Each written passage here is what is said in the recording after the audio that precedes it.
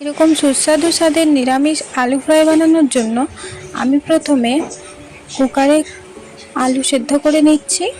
তারপর আলু খোসা ছাড়িয়ে নিয়ে টুকরো টুকরো করে কেটে নেব। আর আমাদের একটা ড্রাই রোস্ট করা মশলা লাগবে, তার জন্য আমি নিয়েছি মৌরি, ধনে আর জিরে। আর ওগুলো ভালোভাবে গুঁড়িয়ে নেব। এদিকে সাদা তেল গরম করে জিরে আবার লঙ্কা ফোড়ন দিয়ে আলুগুলো দিয়ে নুন দিয়ে ভালো মতো ফ্রাই করে নেব। তারপর কিছুটা আদা গ্রেট করে দিয়ে দেব। এবার ধনের গুঁড়ো, লঙ্কার গুঁড়ো, হলুদ গুঁড়ো, কিছুটা চিনি দিয়ে ভালো মতো নাড়াচাড়া করে ফ্রাই করে নেব। আলুর কালার চেঞ্জ হয়ে গেলে ভাজা মশলাটা উপর থেকে দিয়ে আরও কিছুক্ষণ ভেজে নিলেই তৈরি হয়ে যাবে আমাদের এই রেসিপিটি। जो इरादे बता दूं तुमको शर्मा ही जा।